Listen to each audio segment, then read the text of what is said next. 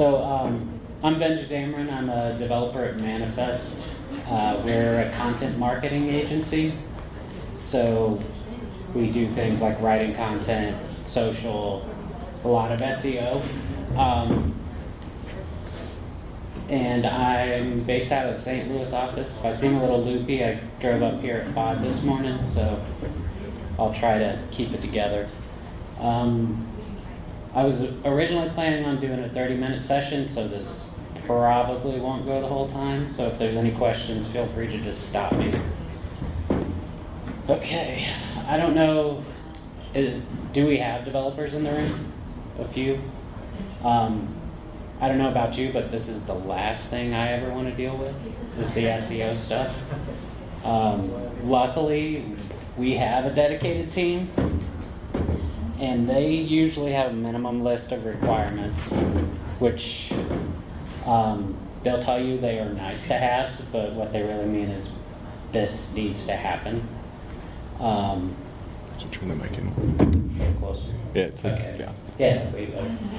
So, and a lot of times you both assume that you speak the same languages, and you do not.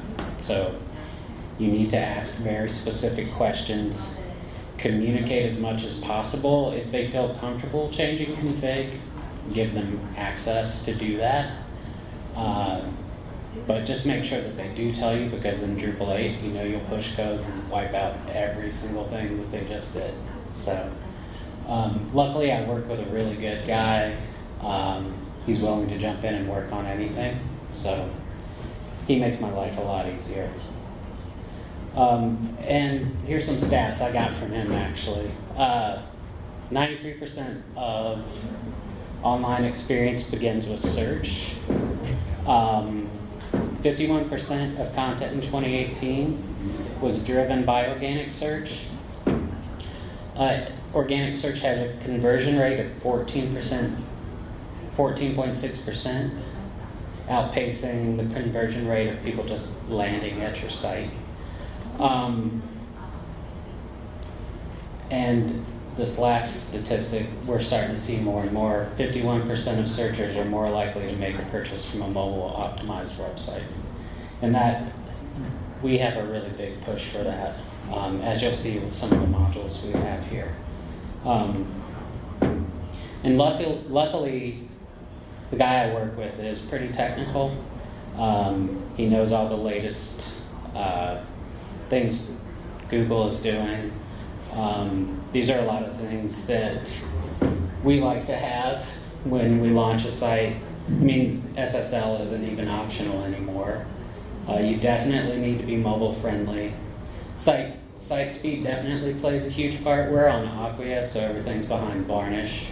So most of our sites are pretty fast. Duplicate content is one that we've run into quite a bit, because we have a multi-site that used to be one site pretending to be a multi-site. So some of those articles are still hanging out on all of them. And then this bottom row here is some of the things I'm going to get into. Some of the modules. So there are Google Analytics and Google Tag Manager modules. Don't use them, because they will burn you. Just recently, they changed the GTM module in Drupal 8. Configuration changed completely, and the tags dropped off. And I would rather talk to my ex-wife than talk to the person who runs the SEO department. So we have started adding them directly to our twigs, our templates. And, you know, a real Drupal developer will say, that's not the way to do it, that's not the Drupal way. And it's not, but I don't have to hear about it dropping off if I do it that way. But if you do want to use the modules, they do work when they work. And as long as I would test it, or make sure you have someone who's going to test it for you when the versions change. This one, I don't know that you necessarily would need it, because you can have a file at your doc group, If you're dealing with a multi-site though, we have a multi-site that has 6 different sites set up on a single code base. And if you put robots.txt files in the sites directory, it doesn't pick them up. So we've used this, and as you can see, there's a UI where you can just go in and enter whatever you want for your robots.txt file. Or you can put it directly in code, which we do since we have a dev, test, and prod.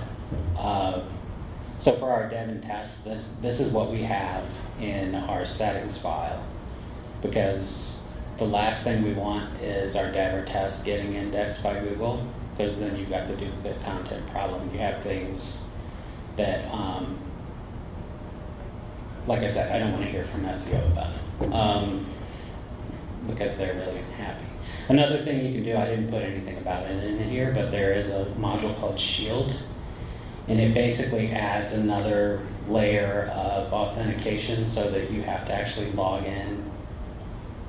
It completely blocks the site from any traffic unless you know to log in. So that's a good one to have, but like I said, sometimes configuration gets knocked out. XML Sitemap. This one's pretty nice. You can be as simple as you want with it, or you can get really granular. So there's some basic settings you can set up. You're able to add custom links, which I don't have any.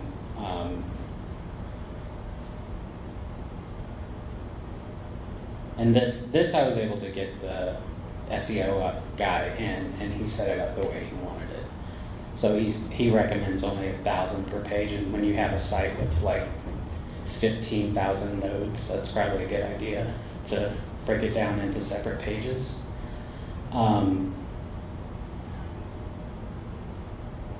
The thing you're probably going to want to worry about the most is the sitemap entities, where you will choose the things that you want to show up in the XML sitemap. In this case, we don't have too many things, but a lot of times you'll have node types that really aren't public facing that you don't want in the XML sitemap that are used just for CTAs and things like that. There may be certain vocabularies you don't want to show up. And you can be this basic with it, or you can get down to the entity level itself. So if you say you have a term you don't want to show up, you can actually go in here on the term or a node itself and exclude it or include it, change the priority, change frequency, which I have had my SEO guy have to do. He didn't want any subterms to show up in the XML sitemap, and he went through and excluded all of them one by one, which I would not have wanted to do, but he doesn't want to hear from his boss either. Metatag. This one you can get as complicated as you want. There are tons of submodules in this, to where you can have Facebook, Twitter, some things that probably aren't even used anymore. I believe I just have the defaults enabled here, but you can do, same thing, you can get as granular or as simple as you want to be. You can do just defaults for all your content types, or you can get down into the content types themselves. And the way this works is using tokens. Everybody's used tokens, right? So this can be completely dynamic, where it will pick up your current page URL, the title, summary. So as you can see, there's Open Graph, which most of them seem to be using now. there you can set up your Twitter cards for whenever things get shared. And let me look in here real quick. So if you look,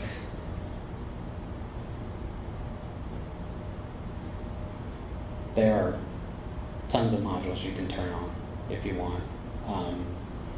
I would say though you don't really need to. You probably just the basic meta, title, description, and the open graphs are the ones that you would want the most. But if you want to turn them all on and put the all those tokens in place, one thing I just remembered that I will say, this Twitter one will sometimes work and then sometimes it doesn't. And you pretty much just have to keep trying different things until it does work. And it'll work for a while and then all of a sudden it stops. And then you have to figure out again what the problem is. And it usually seems to be related to the image URL you put in, but maybe not. And it's just kind of a trial and error, and you have to keep putting different URLs in because they get cached the same way Facebook's get cached. And their delinter is no help. So you'll put a URL and it'll say, yeah, errors. I'm not going to tell you what any of those errors are, but you have some.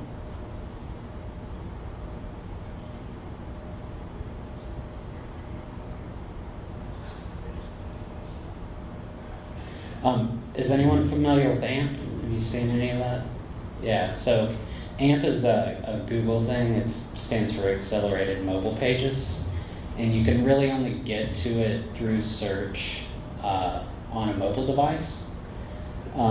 There is a module and a theme for it. We really only have this on one site, and we only have one developer who knows how to do it. And today is her last day, so now we have 0 developers who know how to do it. But basically, it's a very stripped down version of your site that's really mobile friendly. So, and I'm a back-end developer, so I'm not real familiar with it. The only time I hear about it is when we get errors. And it has a very specific way things need to be done. But there is documentation for that and examples. So if you do want to look, like you can see this is a pretty, there's a lot going on the page. But if you do want to look at it on the desktop, you just append a question mark and AMP. And as you can see, it strips everything out of it. And you gotta be careful with this if you're using paragraphs, because if you don't format them for AMP, you're gonna get Twitter defaults to it from the mobile device. So a lot of times people will go to the article because they've clicked into Twitter and everything's broken because you have to use specific image tags, you have to use specific sliders, but all that stuff is available on the AMP website. Do they do that like all for you for the most part, or you're saying you have to style that? I think really all we had to do was add our branding for this and use the fonts that we wanted to use. But for the most part, yeah, it's going to strip everything out for you. And there is a theme. The module itself, I think, doesn't do a whole lot.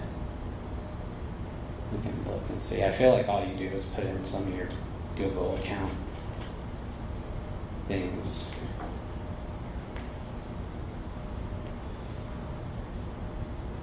Is that question mark AMP, is that just for this module, or is any site that uses AMP? That's any site that uses AMP.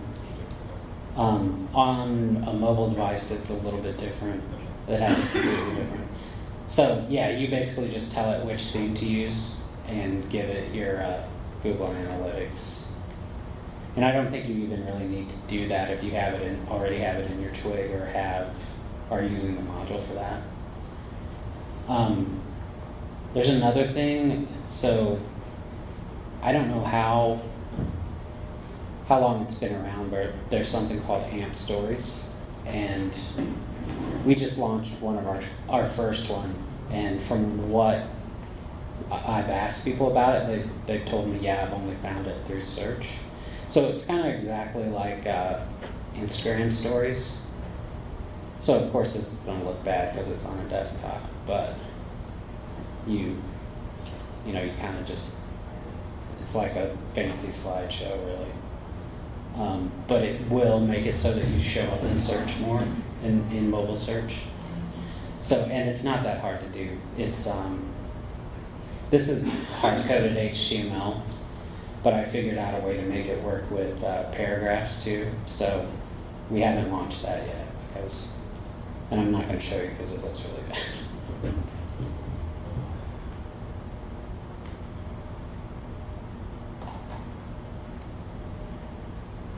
Okay, so Datalayer is basically just a JSON array that can contain information that you can pass to your different analytics platforms. There is no UI for this.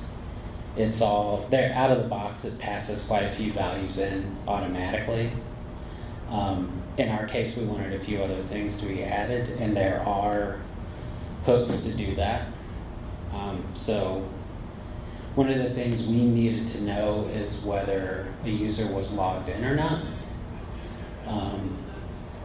And a lot of this stuff was ported from 7 to 8, and we were using hook page attachments to get a lot of node and taxonomy stuff into the data layer. But that, since you're not always on a node or a taxonomy page, we couldn't get that information that way. So I started looking through the API, and it was easier than I thought. So they just have there's a hook called Datalayer Alter, and all it takes is data layer, the key you want, and whatever conditional logic you need. So if they were anonymous, it shows as false, and if they're not, it shows as true. So this worked pretty well. It took me a while to figure out that you could actually do this, because you always look for the hardest solution, right? At least I know I do. And then if you want to pass your own custom values, there's another data layer add. And it's basically the same thing, key and value in an array. And this way we grab, they track so many things on this site. Pretty much any interaction, any piece of content that's been, any way it's been tagged is getting pushed somewhere. I think this gets pushed to 3 or 4 different platforms. They're using Google and Insight and the Adobe tracking.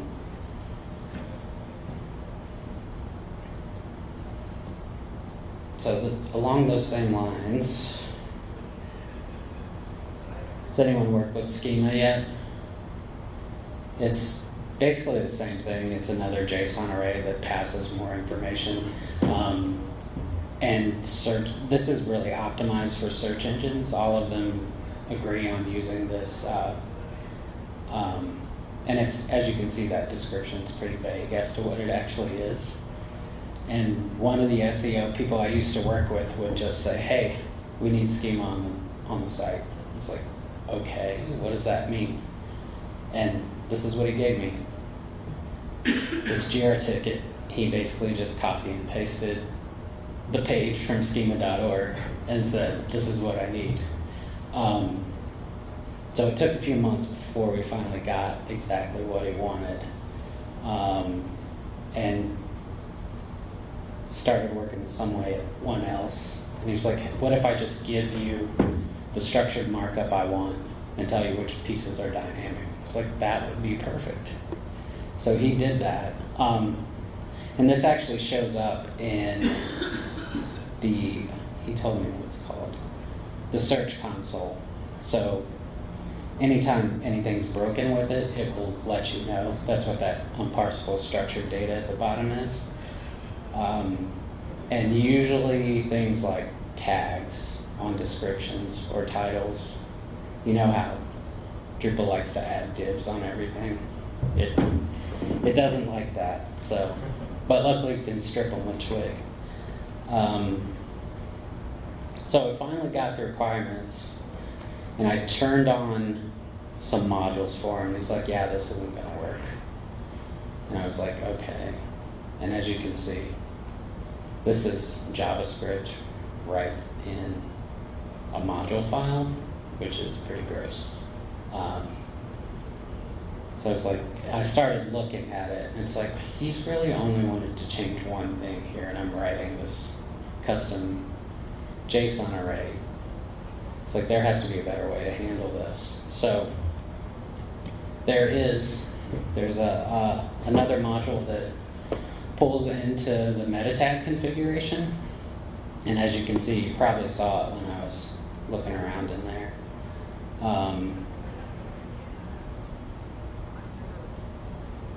So down here, it's all the way at the bottom. Where is it? Was it? Oh yeah. I told you I was tired. So yeah, same thing. Works with the tokens.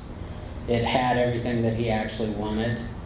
And like I said, there were a couple things that were different that weren't working exactly the way he wanted them to. And that was, is there a generic one?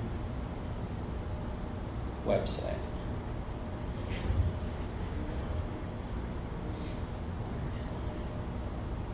Where's the organization?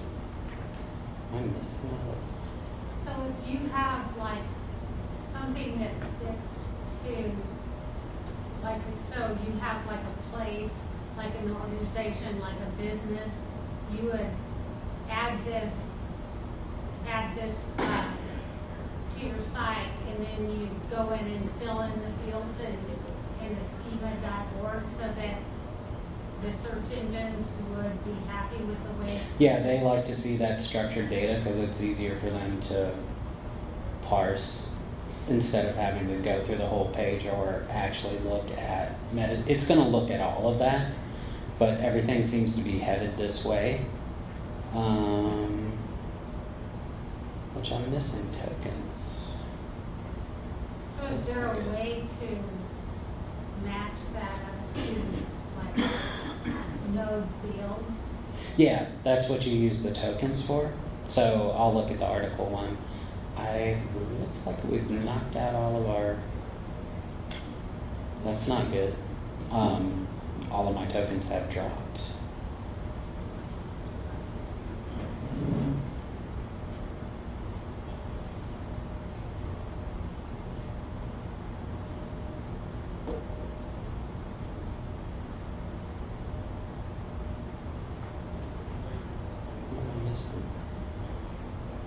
That's Twitter. Okay, yeah, so you've got your title, name. Can you see those? They're probably really small. Let me pop that up a little bit. So yeah, these tokens, and there's a browser. Have you worked with tokens before? Yeah. Yeah. So Yeah. you can get all of that in there. Yeah.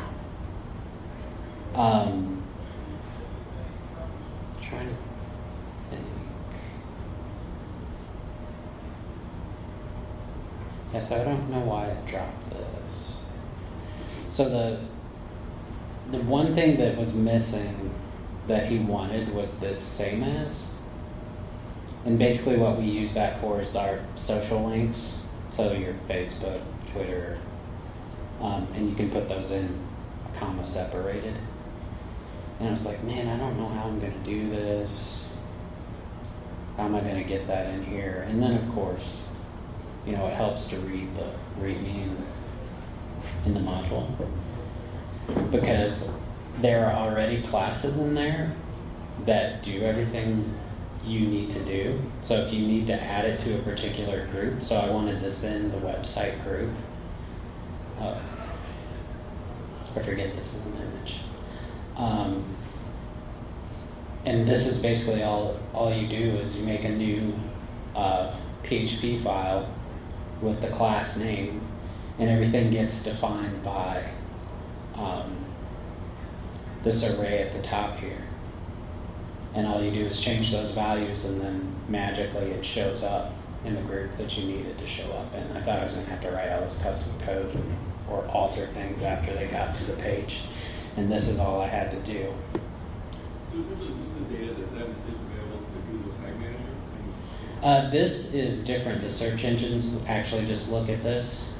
Yeah, I don't know why you need all of these things, but they seem to think they do. So yeah, and yeah, this helps like when you bring a site up and it gives you title, description. It pulls all that from here. So the only code I did have to write was he wanted the search term to come in dynamically if you actually were on a search page. So there wasn't a token for that. So I wrote this custom token, and this may not be the best way to do it, but this worked. So it's not as difficult as you would think. You basically just make an array and add it to a specific token group, and in this case I just added it to the site one.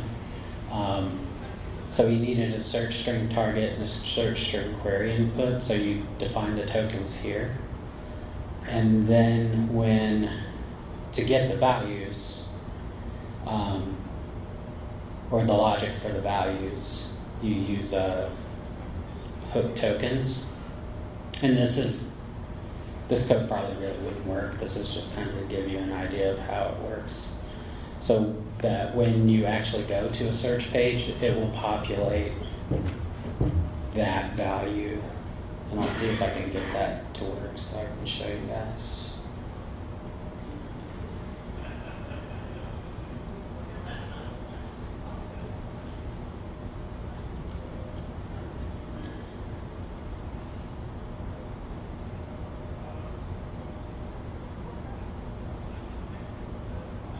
This is on the local, so it's really slow.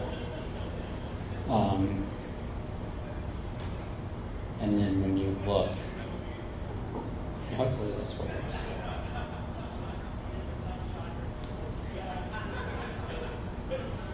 You can see that term did come in. Meditation.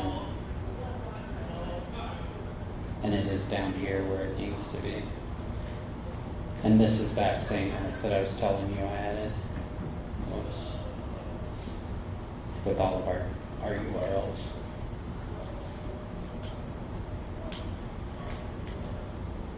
So we actually have a list that we go by. This is just kind of brushing the surface of what we do. And as you see, it's got, let's see, like 35 items on it. Maybe more. Yeah, maybe. No, 35. Most of them are just like best practices. And I imagine this information is out there somewhere, but I can share this out or add it. I don't know, are we able to add things to our session on the site? Does anybody know? Drupal site. Yeah, should be able to figure out. SSH into the server and trust you online. So yeah, any questions? Yes, yeah, I was right, 30 minutes. Anything that didn't really make any sense?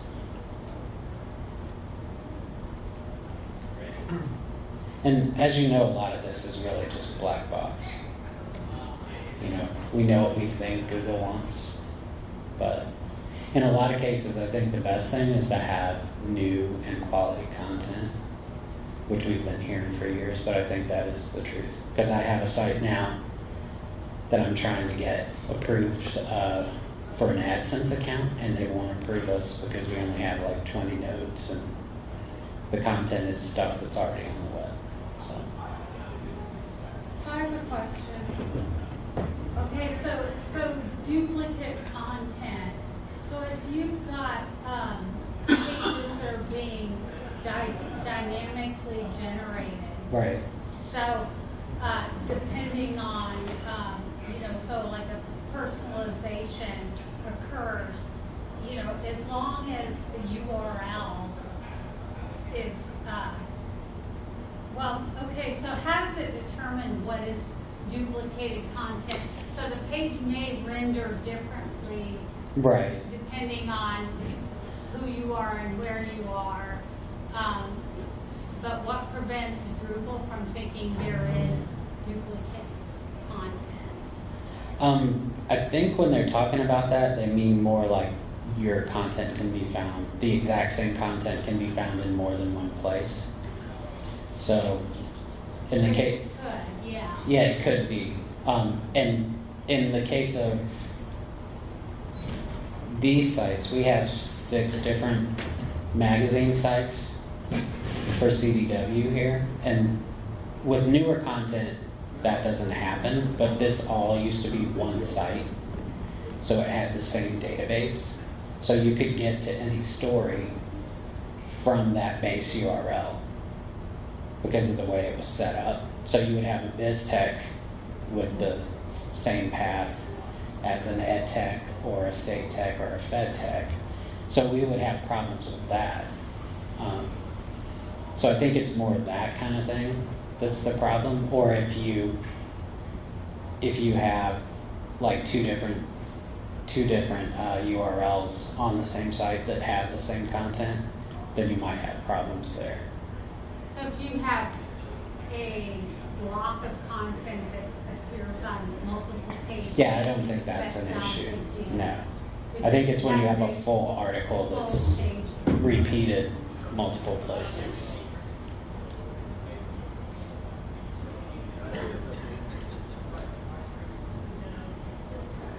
Do you work with personalization? Have you done any of that? Yeah. What do you use for that? So we use it for a healthcare system that has multiple locations. So we try to personalize to show the locations that are closest to you along with the services that you're looking for. Right. We're using Aquia Lift on this site, which is Lift. It's a personalization program. So we set up this. It's not shameless plug for my company.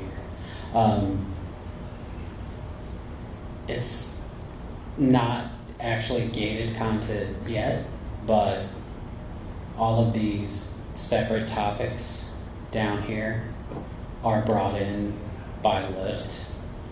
So it's customized to what the person likes or what they typically read most of. You can do that with Drupal too, because we make them select topics that live on their user profile. But this is actually coming in with Lyft, which your content gets published to a hub and then it gets pulled back down to your site. And you could actually syndicate this across other sites if you wanted to as well.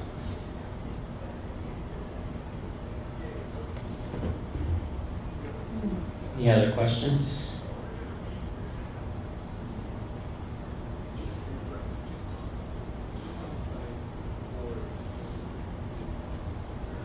Do you recommend using AMP after you've used it in one of those sites? I think it loads way faster on a mobile device. Like if you tried to load one of those pages, I mean, granted this is a really old design, but if you tried to load this home page on a phone, I mean, look at all this stuff that's here. Wouldn't be quite as performant as using AMP. And Jump up in the SEO rankings? our SEO people believe it does. Just because you're going to show up on mobile search, your pages that are AMP are given priority in Google.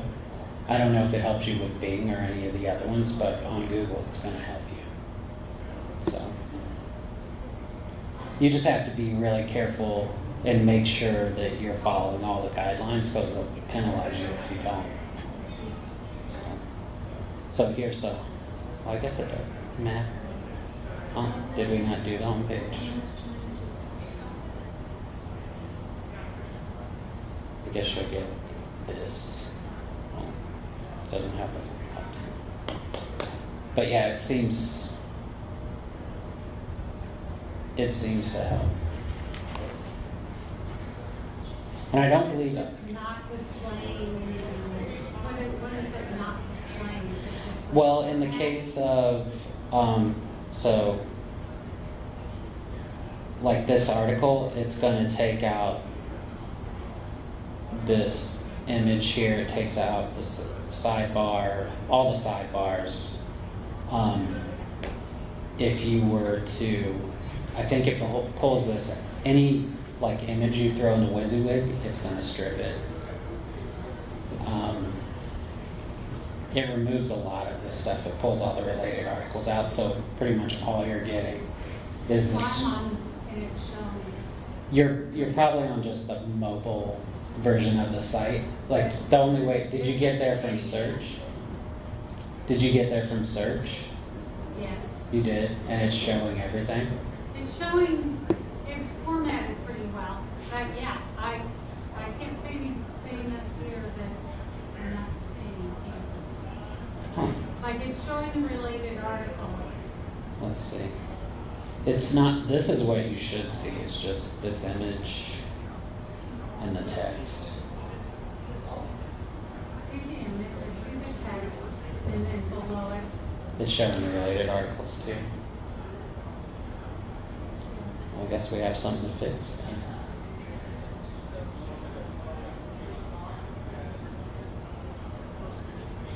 I wonder if it matters what platform you're on.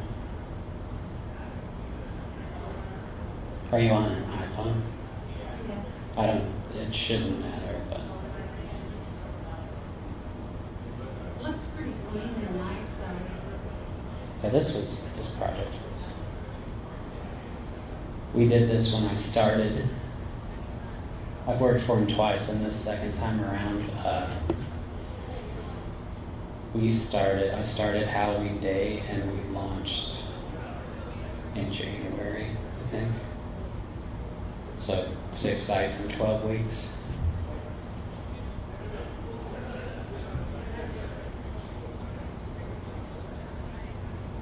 Any other questions? About the data layer, there was like a data layer alter and a data layer add. Mm-hmm. Was the data layer ads inside the page? The data layer add was in hook page attachments. So that was for nodes and taxonomy terms. That data layer alter I had to do so it would be global. There's a few other hooks in there too. But yeah, just look at the API file within the module and you can see what all it does.